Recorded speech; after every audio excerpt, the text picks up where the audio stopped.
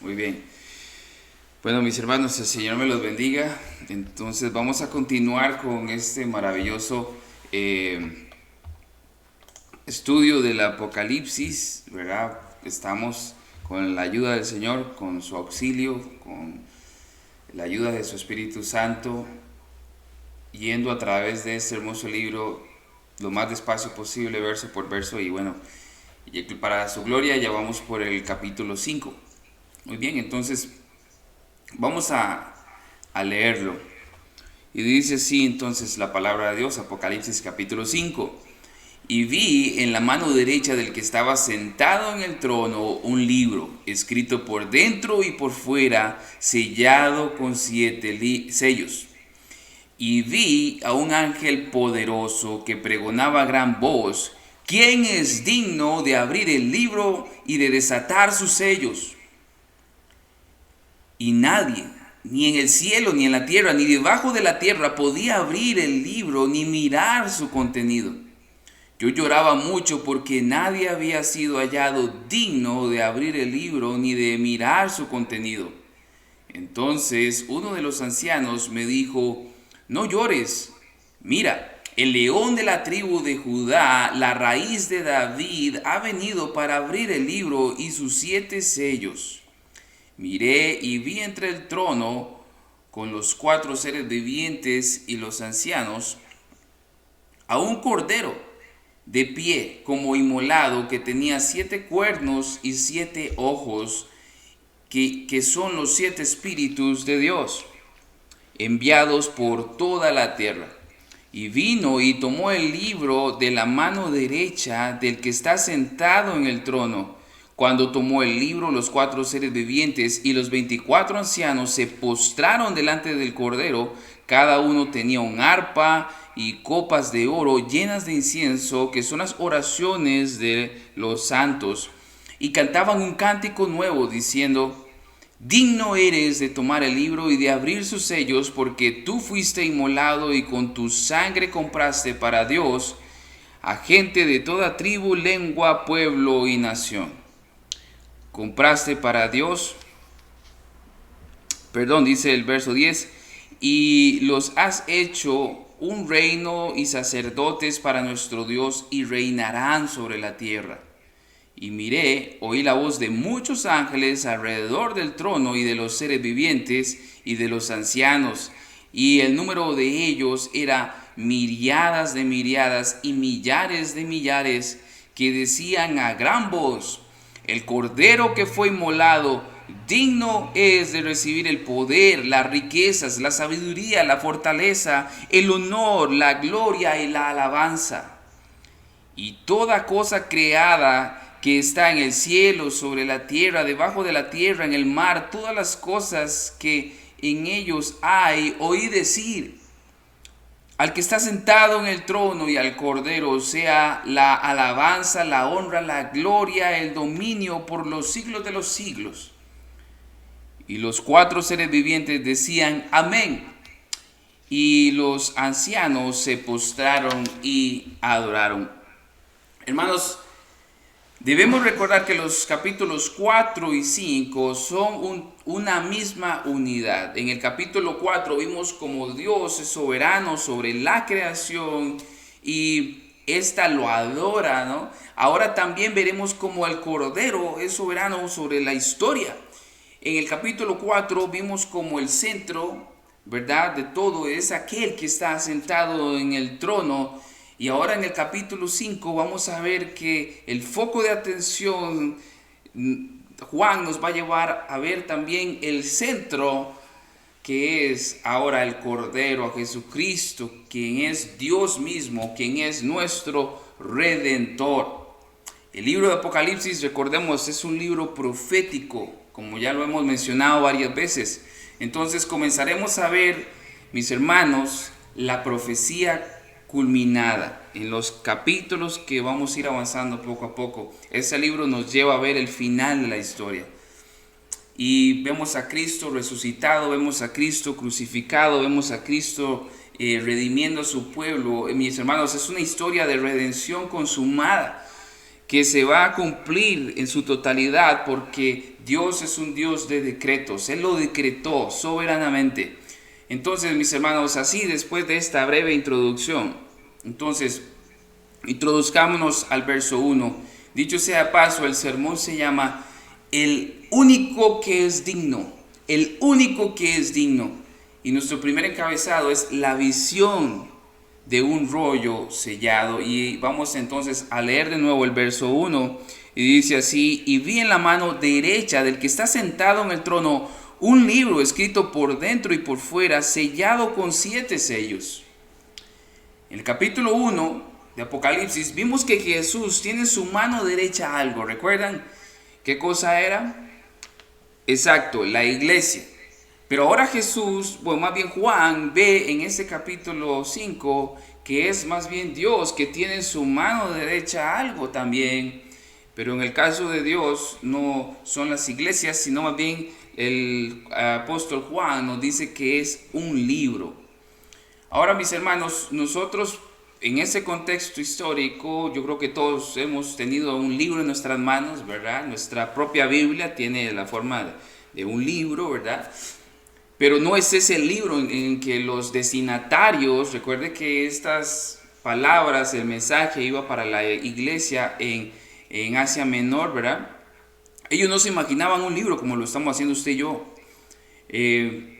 Recordemos que habíamos hablado de que es un rollo, ¿verdad? Entonces pasa algo con este libro, porque Juan nos muestra un detalle, y el detalle es que está escrito por dentro, pero también por fuera. Entonces, cuando ellos tenían un libro, se desenrollaba, ¿verdad? ¿Te recuerdan? Yo creo que todos hemos visto en películas tal vez cómo eran esos papiros, se desenrollaban de forma vertical.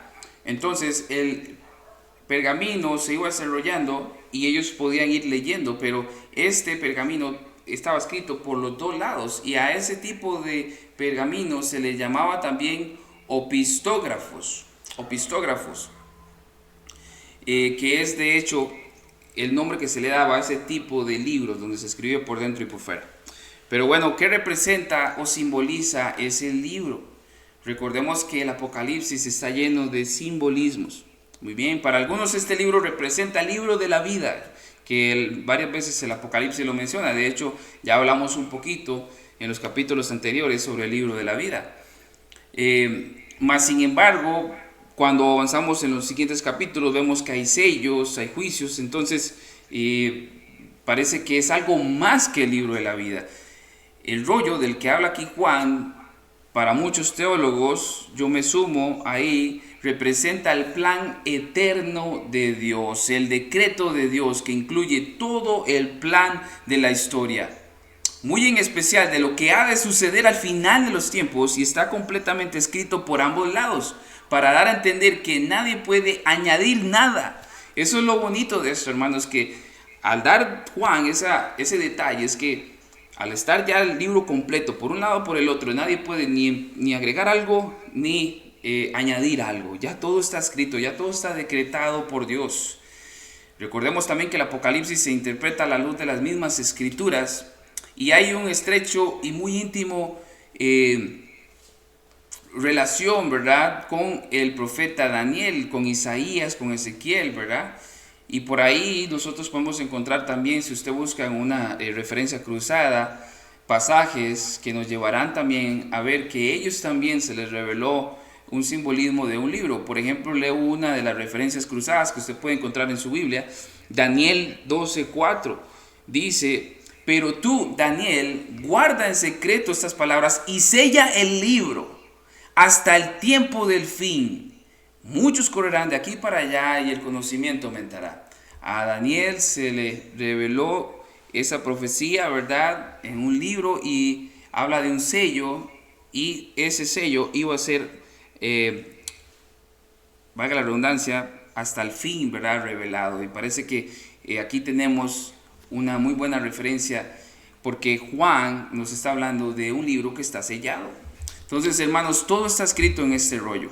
Cada decreto soberano de Dios estaba escrito en él desde Génesis hasta el Apocalipsis, y más allá de eso, cada evento en la historia de la humanidad, desde el día que nacimos, con toda nuestra historia hasta el día que morimos y hasta nuestra sepultura y el lugar de la sepultura, todo cuanto nuestros sentidos perciben durante la historia que pasa por nuestros ojos, todo está descrito en este rollo, todos los eventos importantes o no tan importantes, mis hermanos, cada cabello de nuestra cabeza para Dios está contado, estaba escrito aún ahí.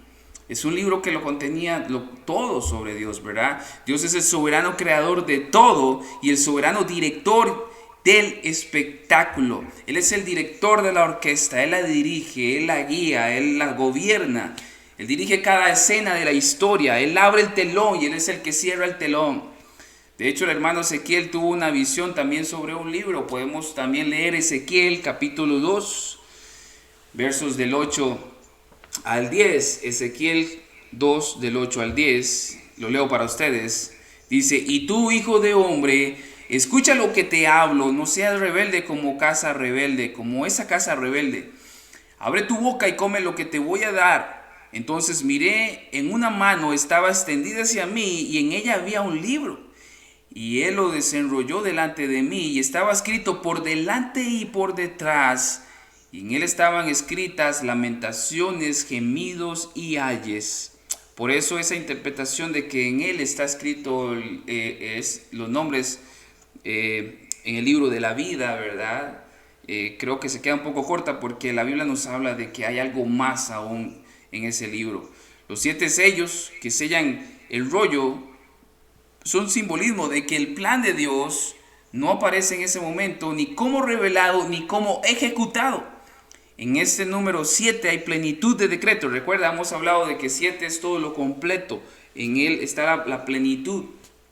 Entonces, por ejemplo, Isaías 29:11 también nos habla de una visión. Dice el profeta Isaías, capítulo 29, verso 11: toda la visión será para ustedes como las palabras de un libro sellado, que cuando se le da al que sabe leer, diciéndole, lee esto por favor, y él dirá, no puedo porque está sellado. Mi hermano, si este rollo permanece cerrado, el plan de Dios entonces no será revelado ni ejecutado. Abrirlo pues significa no solo revelarlo, sino también ejecutarlo. Entonces podría ser que los 7 sellos cerrasen por igual el rollo, pero es más probable que el contexto del capítulo 6, de que cada sello cerrase una sección del rollo. En resumen, mis hermanos, hasta acá, Juan está en el cielo en espíritu recibiendo la revelación y se le da a conocer que el que está sentado en el trono tiene un rollo en su mano derecha, mas parece que no encuentran a nadie digno de tomarlo y de abrir sus sellos. Por eso Juan nos narra de que es el momento de comenzar la búsqueda, y eso nos lleva al siguiente encabezado: la búsqueda de alguien digno que pudiera abrir dicho rollo. Y vamos a leer del verso 2 al 5 la palabra de Dios. Dice así, estas líneas preciosas y santas: y vi a un ángel poderoso que pregonaba a gran voz: ¿quién es digno de abrir el libro y desatar sus sellos? Y nadie, ni en el cielo, ni en la tierra, ni debajo de la tierra, podía abrir el libro ni mirar su contenido. Y yo lloraba mucho porque nadie había sido hallado digno de abrir el libro ni de mirar su contenido. Entonces uno de los ancianos me dijo: no llores, mira, el león de la tribu de Judá, la raíz de David, ha vencido para abrir el libro y sus 7 sellos.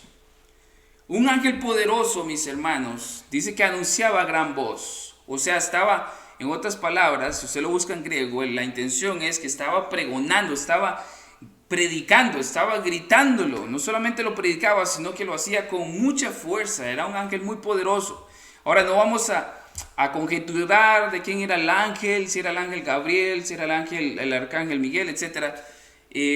probablemente sí, pero la Biblia no es clara. Simplemente nos dice que es un ángel poderoso, pero recordemos siempre no perder el enfoque de lo que el pasaje nos está mostrando o nos quiere decir más que todo. Y siempre el centro es hacia el Cordero. ¿Ok?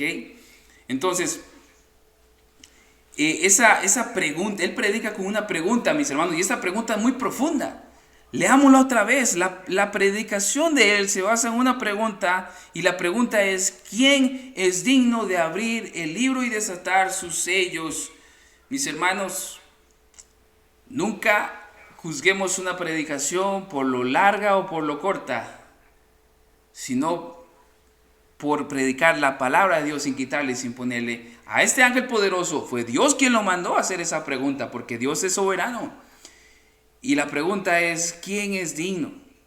Nadie. La respuesta es nadie. Nadie era digno de abrir. Nadie es digno ni siquiera de acercarse a la presencia de Dios y acercarse a tomar ese rollo, hermanos. Agarrar ese rollo o ese libro, ese pergamino, significaba tocar la mano pura, santa, la mano poderosa, la mano soberana de Dios. Significaba tocar a Dios. Nadie es digno de llegar ahí tan cerca. Nadie es digno de ni siquiera entrar en su cielo. Nadie es digno de ni siquiera respirar su aire.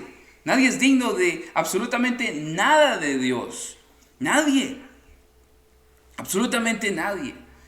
Y ustedes dirán: pero yo admiro a tal persona porque me parece que esa persona es tan santa, es tan pura, es tan obediente. Ni siquiera, mis hermanos, el mismo apóstol Juan, estando ahí mismo en el cielo, se consideraba digno de abrir ese libro. Ni siquiera él. Ahora Jesús, a Juan, estando aquí en la tierra, Jesús le dijo a Juan, Mateo 7:11, pues si ustedes siendo malos saben dar buenas dádivas a sus hijos.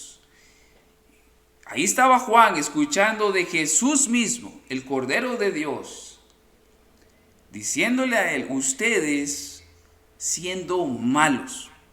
Muchas veces sabemos de religiones que agarran a los apóstoles y los convierten en ídolos, pero es obviamente pecado. Nadie es digno, ni el mismo apóstol Juan, y mucho menos nadie más. O sea, es que la Biblia dice: por cuanto todos pecaron y están destituidos de la gloria de Dios. Le invito a que examine su alma, su vida a la luz de los 10 mandamientos. ¿Quién ha cumplido los 10 mandamientos? Hay personas que piensan que pueden alcanzar salvación porque son buenas personas, o no son tan malas porque se comparan con otros, pero no van a verse en el espejo de Dios. Los 10 mandamientos, el decálogo, no van y se examinan en base a ellos, en los cuales dicen: no mentirás. ¿Quién no ha mentido? No robarás. ¿Quién no ha robado algo, aunque sea un confite de niño? Y por haber roto todos estos mandamientos, también hemos deshonrado a nuestros papás. En algún momento codiciamos, somos avaros, en algún momento con nuestro corazón hemos fornicado, adulterado, hemos odiado a alguien y por ende somos asesinos. Eso lo enseñó Jesús, y mucho menos hemos cumplido el primer mandamiento de no tener dioses ajenos delante de nosotros, no tener ningún ídolo, ¿verdad? Entonces somos totalmente pecadores, impuros, inmundos, 100%, 1.000.000%, mis hermanos, indignos de hacer tal proeza. Jamás nadie se halló digno. Por eso el mensaje tan hermoso de este ángel invita a los lectores, a toda la creación, a hacerse un autoexamen, un escrutinio personal en el alma, en su vida, en su conciencia, para que también puedan responder y decir: no hay nadie digno. No hay nadie digno. Mis hermanos, para su bendición, para la bendición de Juan, quien dice la palabra que él empieza a llorar, dice el verso 4, y yo lloraba mucho, porque nadie había sido hallado digno de abrir el libro ni de abrir su contenido. A Juan en el capítulo 1 se le empezó a dar la revelación en el día del Señor, y Jesús mismo le dijo: te enseñaré las cosas que han de suceder pronto. Juan probablemente estaba un poco desanimado, está frustrado porque tal vez está pensando, pero me dijeron que yo podía ver las cosas que iban a suceder pronto y ahora nadie puede desatar el libro, ni siquiera tomarlo. Entonces él está llorando, pero es consolado. Dice el verso 4, y yo lloraba mucho porque nadie había porque nadie había sido hallado digno de abrir el libro ni de mirar su contenido. Ahora dice el verso 5, entonces uno de los ancianos me dijo, no llores, mira, el león de la tribu de Judá, la raíz de David, ha vencido para abrir el libro y sus 7 sellos. Mis hermanos, ¿saben que cuando nosotros lloramos, en el Señor hay consuelo? En la palabra de Dios hay consuelo. Yo sé que usted, si está esforzándose por vivir una vida piadosa y ya lleva años esforzándose por vivir una vida piadosa, en algún momento se ha llorado porque ha pasado por cosas que son piadosas y usted quiere ver santidad alrededor y más bien hay corrupción en las iglesias muchas veces. Hay corrupción, hay cosas que contradicen lo que algún predicador usted escuchó, lo que algún pastor escuchó, lo que algún misionero escuchó, ¿verdad? Y nos duele. Y en oración Dios nos quebranta y lloramos. Mis hermanos, lo que Juan estaba experimentando, ese lloro era aún más profundo que eso. Él sabía muy bien lo que eso significaba. Pero es consolado. El Señor sabe cómo consolarnos. El Señor en su soberanía, ahí sentado en su trono, designó a un anciano para que vaya a consolar a Juan. ¿Y qué hizo el anciano? Le dijo, ve a Cristo.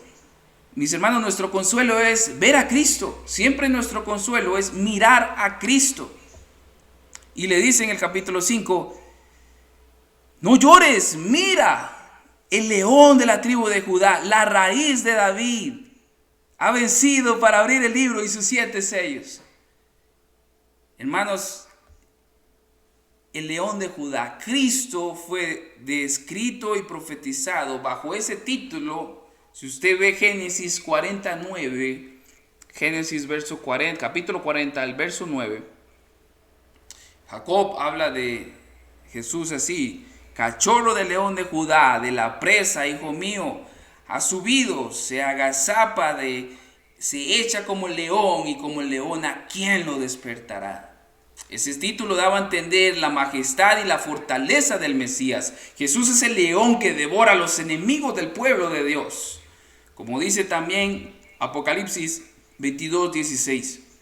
Yo, Jesús, he enviado mi ángel a fin de darles a ustedes testimonio de estas cosas para las iglesias.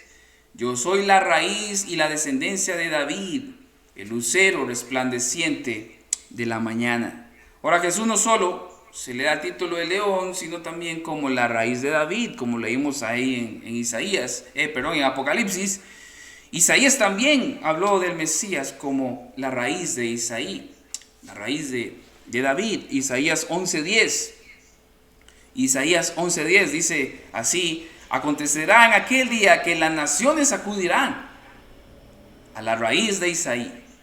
Pablo también se sirvió de este verso para exponer lo que él habló en el capítulo 15 de Romanos, y específicamente en el verso 12 él dice, y a su vez Isaías dice, retoñará la raíz de David,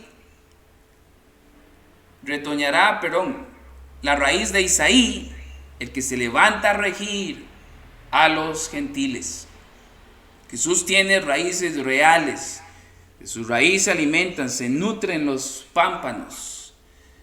Ahora, mis hermanos, solo Jesús era digno de traer la consumación del reino de Dios, como lo profetizó Jacob e Isaías, y como vimos Pablo también menciona a Isaías. Ahora, pero ¿por qué razón es digno? La cita dice, ha vencido para abrir y desatar sus 7 sellos. ¿Por qué él es vencedor? Y más adelante también en un canto que vamos a estudiar pronto, vemos también por qué él es digno. Pero aquí se resume, dice, porque él ha vencido para abrir y desatar esos sellos. Él es el vencedor. Jesús venció a Satanás. Jesús venció al mundo, Jesús venció la muerte, Jesús venció el pecado, Jesús venció la tentación, venció a este mundo caído, a todo el sistema pagano. Él es el vencedor. Él vence la muerte, Él resucita el tercer día. En Génesis, Dios prometió un redentor que le heriría la cabeza a Satanás. Y ese vencedor, ese redentor es Jesús. Jesús vivió una vida perfecta. La vida que se nos demanda a todos los seres humanos, Jesús la pudo vivir en perfecta obediencia al Padre. Él cumplió los más de 600 mandamientos del Antiguo Testamento. La Biblia enseña que el Padre le dio a Jesús a un pueblo para que lo redimiera para sí, para perdonarlos, para justificarlos, para limpiarlos con su sangre y para adoptarlos y comprarlos con su sangre. Jesús en su oración sumo sacerdotal allá en el capítulo 17 de San Juan, Él ora por los suyos y Él dice, yo no oro por el mundo, oro por los que tú me diste. ¿Verdad? Él lo hizo, siendo así catalogado como el vencedor, cualidad a la cual las iglesias de Asia Menor también se les instaba a imitar. ¿Verdad? Ahí recuerden que ese era uno de los mandamientos y las retos que le mandaba Jesús a las iglesias. Al vencedor, al vencedor, al vencedor. Les daré esto, aquello. Jesús está diciéndoles acá, yo vencí, como yo vencí, ustedes vencerán. Yo soy el vencedor, yo soy el digno. Él es el vencedor, Él es aquel que venció. El anciano consuela a Juan con esas palabras. Hermano, y eso es hermoso. Mira a Jesús.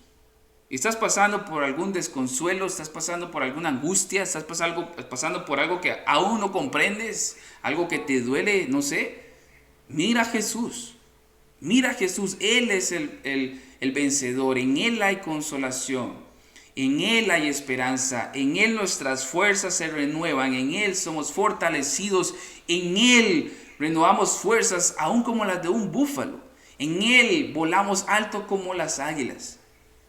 Alguien decía, ¿verdad?, que la ley te dice corre, pero no te da piernas.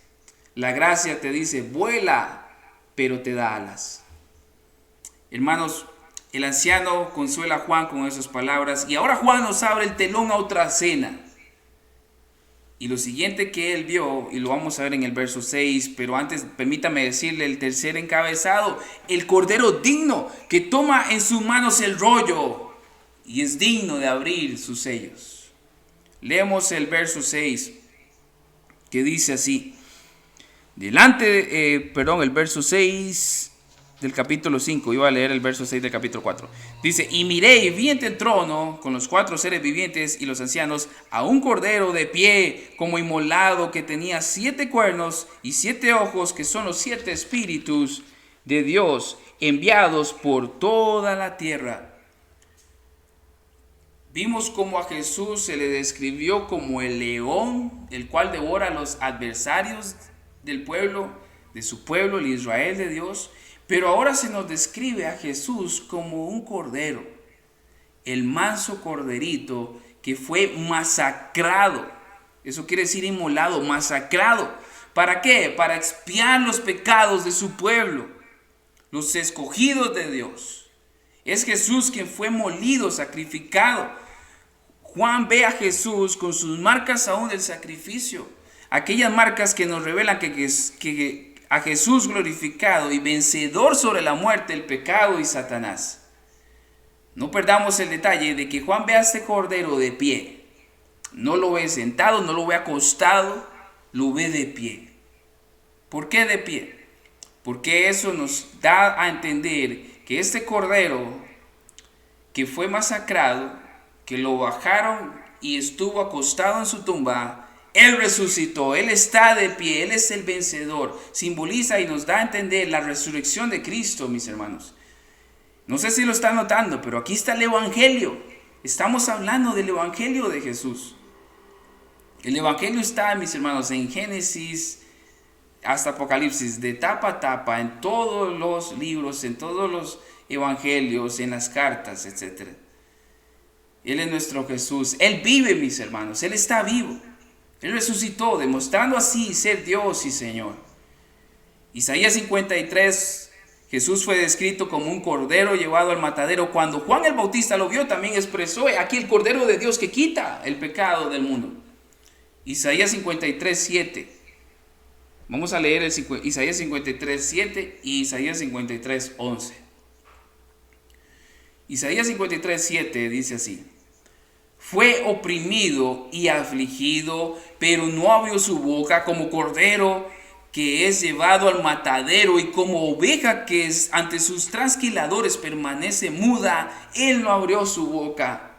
Luego dice el verso 11: debido a la angustia de su alma, él lo verá y quedará satisfecho. Por su conocimiento, el justo, mi siervo, justificará a todos. No, mi Biblia no dice a todos. Dice: justificará a muchos y cargará las iniquidades de todos. No, dice las iniquidades de ellos. ¿Cuáles ellos? Esos muchos. Mi Señor, mi Cristo, fue a la cruz para dar una salvación definitiva. Marcos 10:45. Dice Jesús: porque ni aun el Hijo del Hombre vino para ser servido, sino para servir y para dar su vida en rescate por todos. No, dice: y para dar su vida por rescate por muchos. En rescate por muchos. La Biblia es consistente. También Mateo 26:28 dice: porque esto es mi sangre, el nuevo pacto, que es derramada por muchos para el perdón de los pecados. ¿De quiénes? De esos muchos, de ellos. No dice de todos, dice de muchos. Jesús venció, mis hermanos, encarnándose y sometiéndose a la voluntad del Padre, quien le dio a muchos, antes de la fundación del mundo, a un pueblo, al Israel de Dios, para que los redimiera, para que los sustituyera en la cruz y luego resucitara al tercer día para así ser el gran vencedor. Por esa razón, solo Jesús es digno. Solo Cristo pudo haber logrado tal proeza y vencer por medio de la humillación, como dice Filipenses capítulo 2, del verso 6 al 11, el cual, aunque existía en forma de Dios, no consideró el ser igual a Dios como algo a que aferrarse, sino que se despojó a sí mismo, tomando forma de siervo, haciéndose semejante a los hombres. Y hallándose en forma de hombre, se humilló él mismo, haciéndose obediente hasta la muerte y muerte de cruz. Por lo cual Dios también lo exaltó hasta lo sumo y le confirió el nombre que es sobre todo nombre, para que al nombre de Jesús se doble toda rodilla de los que están en el cielo y en la tierra y debajo de la tierra, y toda lengua confiese que Jesucristo es Señor, para gloria de Dios Padre. Dicho sea de paso, esta expresión en el cielo, en la tierra y debajo de la tierra era una expresión muy común para señalar todos, toda la creación, toda criatura. En este caso, va a doblar la rodilla, va a reclamar, va a declarar que Jesús es Dios, que Jesús es el Señor. Él es el único digno. Ahora, el cordero no solamente es inmolado y está de pie, sino que también es el cordero, dice Juan, que lo ve con 7 cuernos. ¿Qué quieren decir esos cuernos? Si usted ha leído el capítulo 7 de Daniel, va a ver una visión y va a ver uno con 10 cuernos, ¿verdad? Hermanos, y vemos que eso es un simbolismo de poder y autoridad. Entonces, lo que la Biblia nos está queriendo decir con ese simbolismo es que Jesús es aquel cordero inmolado, resucitado, que tiene todo poder y autoridad. Jesús dijo en Mateo 28 a los apóstoles: toda potestad me es dada en los cielos y en la tierra. Por tanto, id, haced discípulos, bautizándolos en el nombre del Padre, el Hijo y el Espíritu Santo, y enseñándoles todas estas cosas, ¿verdad? Hasta que Él regrese. Mis hermanos, dicho esto, entonces deducimos que Jesús y solo Él tiene el poder pleno, la autoridad plena para tomar el libro y abrir sus sellos. Solo Él es digno. Pero no solamente Él es descrito con 7 cuernos, sino también con 7 ojos, los cuales simbolizan el Espíritu Santo. Y como vimos en el capítulo 1, el Espíritu es uno, no hay 7 espíritus.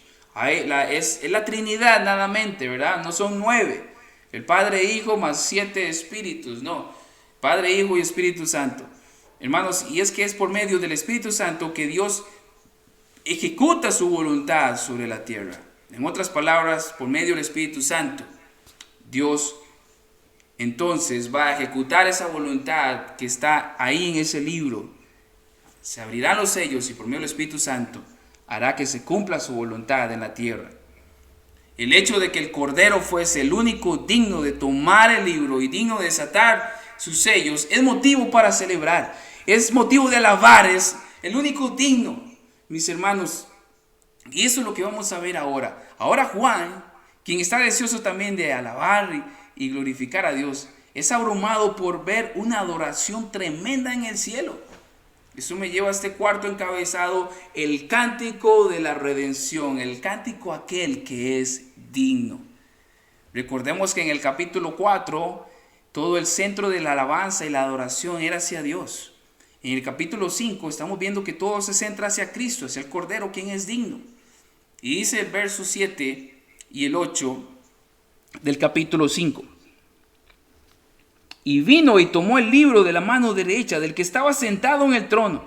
Cuando tomó el libro, los 4 seres vivientes y los 24 ancianos se postraron delante del Cordero. Cada uno tenía un arpa y copas de oro llenas de incienso, que son las oraciones de los santos, y cantaban un cántico nuevo diciendo: digno eres de tomar el libro y de abrir sus sellos, porque tú fuiste inmolado y con su sangre compraste para Dios a gente de toda tribu, lengua, pueblo y nación. Y los has hecho un reino y sacerdotes para nuestro Dios, y reinarán sobre la tierra.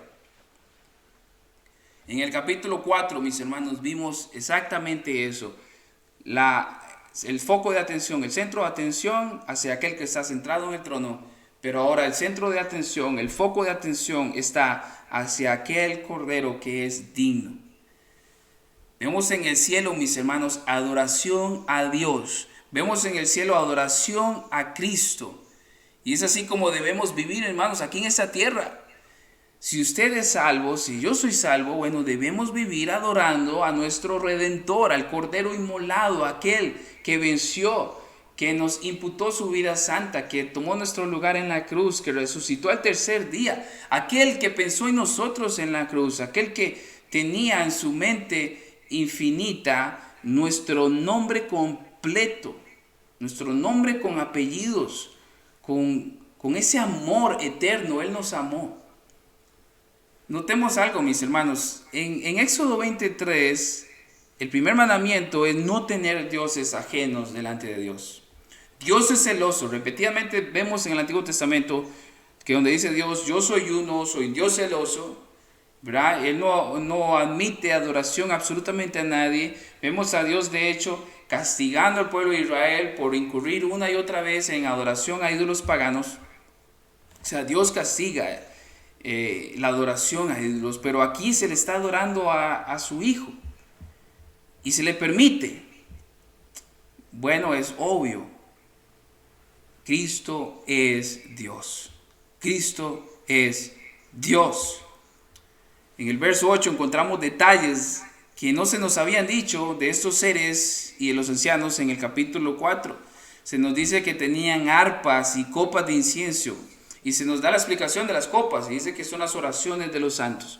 Por eso habíamos deducido que estos 24 ancianos estaban simbolizando al pueblo de Dios, al Israel de Dios. No solamente la iglesia ha orado. Todo el Antiguo Testamento vemos al pueblo de Dios orando, sacerdotes, profetas, al pueblo de Dios orando. Y vemos a hijos de Dios, judíos y gentiles, orando a través de la historia, los verdaderos hijos de Dios orando. Y por eso hemos dicho que los 24 ancianos simbolizaban a los santos redimidos de Dios, al Israel de Dios. En el Antiguo Testamento el arpa era un instrumento muy común. David lo usaba para alabar a Dios, ¿verdad? Entonces está simbolizando esa alabanza hermosa, santa, para nuestro Dios. También David usó el incienso como un símil para la oración. Y usted en los salmos va a encontrar muchos, pero aquí traigo uno, Salmos 141:2, la parte A dice: sea puesta mi oración delante de ti como incienso. Como incienso. Hasta acá, mis hermanos, notemos que en esta cena de la visión, en este capítulo 5, hemos visto a un predicador, ese ángel poderoso, hay música, hay arpas, está la palabra de Dios ahí presente, se le da adoración al Cordero, pero no solo eso, sino también vemos que hay teología, como vemos en el cántico siguiente, en donde de hecho se nos dice otra vez una razón de la cual, ¿por qué el Cordero es digno?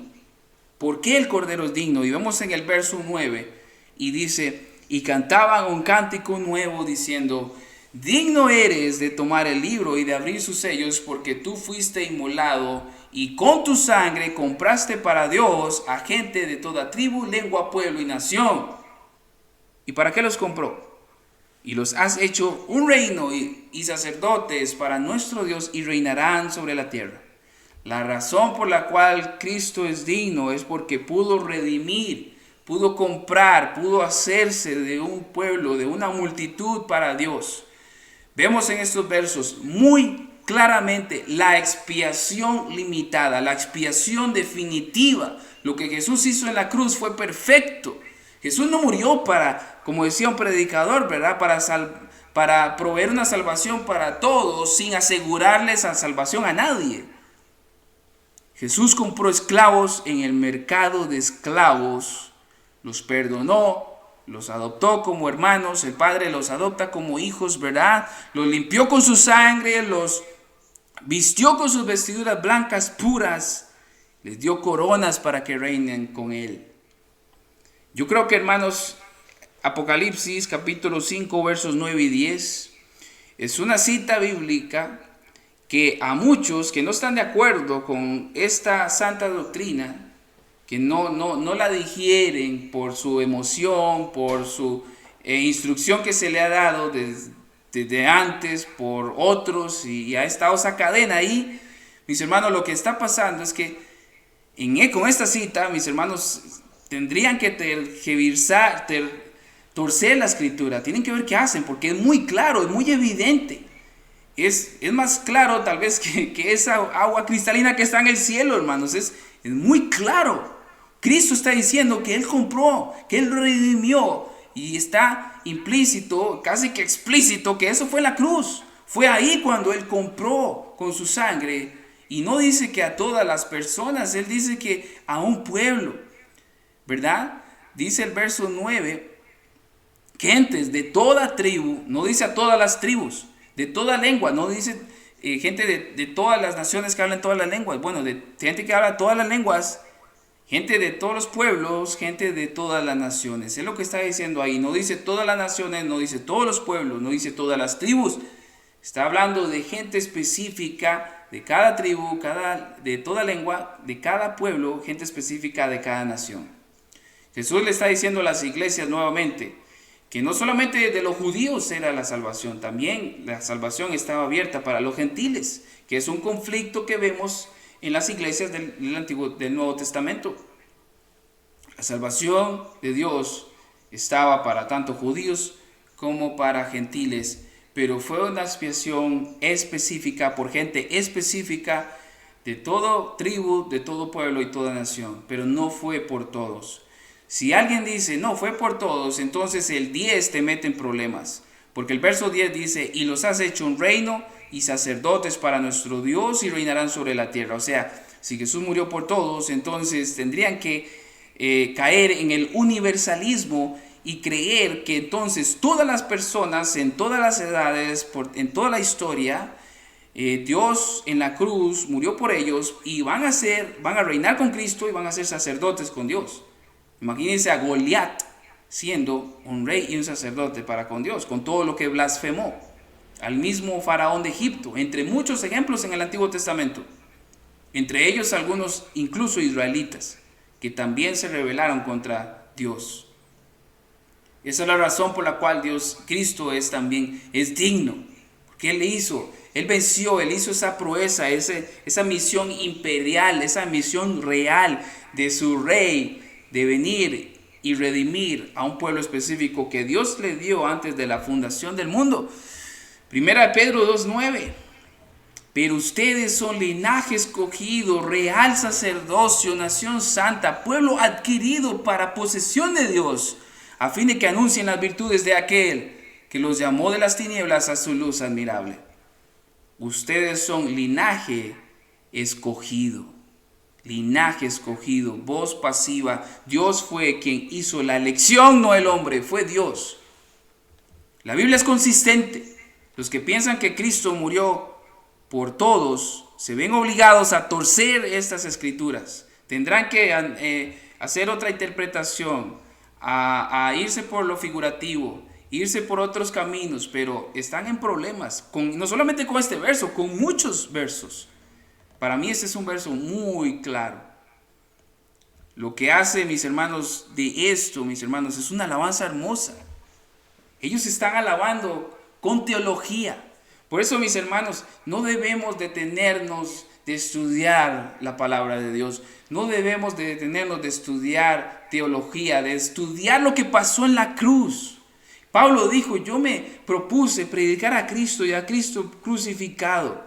Mis hermanos, aquel que se olvida de predicarse la cruz, de predicar la cruz, puede caer en algunos lazos engañosos del diablo. Lo que pasa hoy en día en muchas iglesias evangélicas es que se han olvidado de estudiar la cruz. Se han olvidado de lo que pasó en la cruz. Se han olvidado de estudiar, de enseñar la justificación, la adopción, el perdón de nuestros pecados, esa pureza de Cristo imputada y merecidamente a nuestro favor, a Jesús como sustituto. Mis hermanos, eso no se escucha en los púlpitos ya. Y por eso, ahora que la reforma se está revelando, Dios le está proveyendo a Latinoamérica, muchos predicadores están en problemas porque sus ovejas ahora sí están estudiando, porque otros están predicando la cruz. Y como ellos se olvidaron de predicar en la cruz, entonces muchos están perdiendo ovejas y están atacando estas doctrinas, de manera que lamentablemente queda al descubierto su ignorancia al no estudiar con un espíritu humilde las escrituras. Porque ante ellas, mis hermanos, tenemos que venir con un espíritu humilde, dejando que ella sea nuestro rey y no nosotros venir con la corona de rey a decirle a la Biblia qué es lo que ella quiere enseñar. Ella enseña claramente lo que Jesús hizo en la cruz. Mis hermanos, y esto es una alabanza hermosa. La música, mis hermanos, es algo hermoso. La música en el cielo es monumental, es increíble, es gloriosa. Y muchas veces, si usted ve la música, va a ver que viene un momento de clímax. Y es aquí donde nos vamos a topar con este clímax en el verso 11 y 14. Porque mire lo que dice ahora la escritura. Y miré y oí la voz de muchos ángeles alrededor del trono y de los seres vivientes y de los ancianos. Y el número de ellos era miriadas de miriadas y millares de millares, que decían a gran voz: el cordero que fue inmolado digno es de recibir el poder, las riquezas, la sabiduría, la fortaleza, el honor, la gloria y la alabanza. Y a toda cosa creada que está en el cielo, sobre la tierra y debajo de la tierra y en el mar, y todas las cosas que en ellos hay, oí decir al que está sentado en el trono, al Cordero, sea la alabanza, la gloria, la honra, el dominio por los siglos de los siglos. Mis hermanos, aquí está estallando, imagínense el montón de ángeles. Está hablando de 10 miles, de millones de ángeles rodeando el trono, rodeando el Cordero y gritándole a él en gran voz, hermanos. Imagínense el estruendo de esas voces gritando: tú eres digno, tuya es la gloria, tuya es la honra, tuyo el honor por los siglos de los siglos, tú eres digno. Mis hermanos, eso lo vamos a experimentar. Va a ser glorioso, va a ser monumental. El mismo cielo, la tierra, todo va a temblar ante ese estruendo de alabanza, glorificando a nuestro Dios, quien es digno. El digno Dios, alabado por gente que era indigna, pero puede entrar a ese cielo por los méritos del Cordero que es digno. Hermanos, eso es hermoso, es glorioso. Imagínense esos ángeles, imagínense a los ancianos, imagínense el trono, los seres vivientes. Imagínense esa escena, mis hermanos, allá en el cielo, glorificándolo a Él. Mis hermanos, trate de imaginarlo. Y piense en eso cuando usted esté pasando por aflicción, cuando tenga hambre, cuando no podamos trabajar. Y no porque no queramos, porque este sistema corrupto pagano nos pueda guiar a perseguir a aquellos que no nos queremos someter a César. Y no lo vamos a hacer. Pero no importa, en estos momentos sabemos que nuestro verdadero hogar está en el cielo y ahí estaremos por los siglos de los siglos alabando con esos monumental coro de ángeles que solo el Señor es digno de toda alabanza, gloria, honra y de Él es el dominio por los siglos, por todas las edades. Mis hermanos, Él es digno. Él es digno, mis hermanos, de recibir el poder porque Él es todopoderoso. Él es digno de recibir las riquezas porque todo fue hecho por medio de Él, por Él y para Él. Él es digno de recibir la sabiduría porque de Él es la inteligencia y el conocimiento. Él es digno de recibir la fortaleza porque Él es Él quien fortalece. De Él es que Él es digno. Él es todopoderoso. Él es digno de recibir honor porque Él es honorable. Él es digno de recibir la gloria porque Él es glorioso. Él es digno de recibir la alabanza por lo que es y por lo que ha hecho. No por lo que nos da. Es que también, mis hermanos, hay mucha gente que alaba a Dios por sus bendiciones, todo lo que me da. Y cuántas abundancias y cosas materiales. Hermanos, los cristianos adoramos al dador de las cosas y no a las cosas. Él es el que es digno. Y de igual forma la creación toda adora y exalta las perfecciones y las proezas de aquel que es digno. Incluso el versículo o el capítulo cierra diciendo: y los ancianos dijeron amén, y se arrodillaron en reverencia a Cristo y lo siguieron adorando a Él. Mis hermanos, ¿sabe? Esto que está pasando en el cielo es lo que nosotros, por un ratito, aquí en la tierra, un día a la semana, el día que Dios quiere, lo hacemos. Lo que acabamos de estudiar y ver, mis hermanos, es todo un culto celestial al Cordero, a Cristo, al que está sentado en el trono. Entonces, mis hermanos, congregarnos a la manera de Dios, conforme a la palabra de Dios, con la teología de Dios, a la manera de Dios, el día de Dios. Estamos, mis hermanos, haciendo ensayos, preparándonos constantemente, porque anhelamos ese día en que ya pasemos el umbral de este tiempo, de este espacio, de este mundo material, y pasemos a aquel cosmos, aquella otro lugar celestial, donde ya no será nuestra adoración un día a la semana, aquel día específico y aquellas horas. Será por los siglos de los siglos, por toda una eternidad, rindiéndole culto, adoración, un agradecimiento perpetuo. Ahí sí podremos cumplir el primer mandamiento de amar a Dios con todo nuestro corazón, con toda nuestra alma, tiempo y mente, porque ahí nada nos va a interrumpir. No habrá tentación, no habrá hambre, no habrá sueño, no habrá nada. El Cordero ilumina la ciudad, mis hermanos, y lo adoraremos por los siglos de los siglos. Entonces, mis hermanos, nuestro peregrinaje aquí en la tierra es un ensayo. Debemos adorarlo ahora, mis hermanos, no solamente el domingo. Debemos adorarlo todos los días, que nuestra vida sea una vida de adoración. Que si nuestro jefe se va de vacaciones, yo voy a trabajar igual porque trabajo para el Señor. Que si no me ve, no importa, yo trabajo para el Señor. Yo quiero ser un esposo para el Señor, un hijo para el Señor, un joven para el Señor. Yo quiero ser una esposa para el Señor, quiero ser un ciudadano para el Señor. Quiero ser alguien que dé gloria y honra y le dé toda la alabanza a Dios constantemente. Que nuestra vida, nuestro diario vivir sea una vida que da gloria a Dios.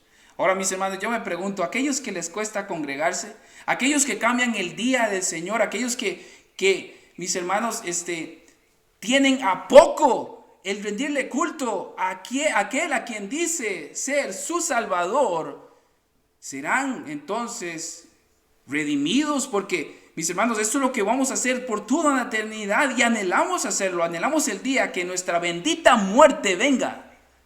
Cuando vino el COVID, los cristianos no le tenemos miedo a eso. Viene el COVID y nos va a matar. Amén. Gloria a Dios, el COVID me va a matar. Ya voy para el cielo. No me va a matar. Amén. De todo modo la muerte va a venir tarde o temprano. Con un cáncer, con un tumor, por paro cardíaco. Me ahogo, un accidente de tránsito, lo que sea. Gloria a Dios. Como sea la muerte, el dolor será pasajero. Pero pasaremos toda una eternidad a rendirle culto a nuestro soberano redentor, a nuestro amado Señor, aquel que nos amó primero. Gloria a Dios por ese día. Mis hermanos, el pasar por esta línea santa debe producir en nosotros un agradecimiento, porque mis hermanos, Jesús pensó en nosotros en la cruz. Esta cena que acabamos de ver la viviremos, si Dios lo permite, allá en el cielo, adorándole por todos los siglos. ¿No anhela usted ese momento? ¿No anhela ya el día que ya no tenga que imaginárselo, sino que está ahí en vivo y a todo color? Ahí no habrá pena, mis hermanos, porque todos tendremos una voz bien afinada para cantar al Señor. Imagínense a estos millares y millares de ángeles. Yo no sé si usted lo sabía, la música es infinita igual que las matemáticas. Pueden haber cientos y cientos y cientos de configuraciones, de notas, de armonías, de melodías. Hermanos, eso será majestuoso allá en el cielo. Imagínense ese coro de ángeles cantando en tonos agudos, graves, fuertes, medios, sopranos, llámese como se llame, cualquier definición musical, allá estará. Eso será monumental, glorioso. Y siempre en el centro, el Cordero y el que está sentado en el trono. Vamos a orar, hermanos. Amén. Mi Dios y Padre Santo, oh mi Señor, tú estés digno de toda alabanza y todo honor. Nosotros indignos. Y es, Señor, majestuoso, no nos cabe en la mente, Señor, el por qué usted pensó en nosotros y allá en la cruz estabas pensando en cada uno de nuestros nombres. Nos tenías en tu mente y por nosotros muriste allá en la cruz. Por eso, Señor, sabemos que te cantaremos por los siglos de los siglos y por eso sabemos que mereces recibir toda adoración. Mereces que los cultos sean lo más bíblicos posibles. Mereces que como iglesia podamos comportarnos de la manera más bíblica posible. Ayúdanos en cada decisión a no apoyarnos en nuestras propias mentes y emociones. Guíanos, auxílianos a que nuestras mentes sean cautivadas, guiadas, esclavizadas a lo que enseña su palabra, independientemente de lo que pensemos o sintamos. Queremos ser la iglesia la cual usted quiere que seamos. Los hermanos de las iglesias allá en el Asia Menor tal vez oraban igual. Te estaban diciendo: Dios, permítenos acá en la tierra darte el culto que tú mereces. Tal vez ellos estaban a leer estas líneas llorando, diciéndole: Señor, perdónanos por haber permitido doctrinas de los nicolaitas. Permítenos, Señor, ser flojos y no estar enamorados de ti. Señor, hemos perdido ese amor por ti. Señor, estos capítulos son gloriosos y definitivamente yo sé que fueron de tremenda bendición a esas iglesias, porque lo son para nosotros, cuanto más para ellos. Señor, permítenos, a pesar de las críticas, a pesar de los falsos juicios que nos hacen, a pesar de las personas que murmuran porque no conocen la verdadera doctrina bíblica, la doctrina que hay que ponerle un apellido, un apodo, reformada. Pero Señor, como hemos visto, predicamos Biblia. Queremos anunciar la Biblia, no a hombres, no a doctrinas de hombres, sino lo que la Biblia enseña. Señor, ayúdanos a vivir una vida perpetua de adoración, de alabanza, de sometimiento a ti. Permítenos, Señor, cada día no ser los mismos. Que Cristo se forme en nosotros. cada día más, cada día más. Permítenos ser valientes en los tiempos de prueba, en los tiempos de persecución si vienen. Permítenos discernir lo que está pasando en el mundo, lo que está pasando en los medios alrededor. Permítenos ver que estamos en un mundo caído y que hay un sistema pagano que quiere gobernar, que quiere muy sigilosamente, muy sagazmente, Señor, infiltrarse en la manera que te adoramos, en la manera que damos culto, y quiere limitarnos, quiere incluso, Señor, matarnos. Ayúdanos a ser fieles y fuertes y poner nuestra mirada en Cristo, así como esos ancianos agarraron a Juan y le dijeron: no llores, mira al Cordero, mira a aquel que es Cristo. Ayúdanos nosotros, Señor, de igual manera, a mirar al Cordero, que nuestra vida, nuestro ser, sea dirigido hacia el Cordero, aquel que venció, porque Él venció, nosotros también vencemos. Somos más que vencedores por medio de aquel que nos amó. Gracias. En Cristo Jesús te damos gracias. Ayúdanos a darte gracias infinitas, que no cesemos de dar gracias, porque Señor, nunca bastará millones de gracias por todo lo que tú has hecho y harás por nosotros. Gracias por mis hermanos y por los que escuchen este mensaje en la internet. Si alguien no ha nacido nuevo, se acaba de predicar el Evangelio, Señor, que pueda creer, concédele la fe, concédele el arrepentimiento para que pueda adorar al Cordero. Porque, Señor, si no lo adora aquí en la tierra, ¿qué le hace pensar que en el cielo lo va a adorar? Si no quieren congregarse aquí en la tierra, ¿qué los hace pensar que podrían congregarse en el cielo?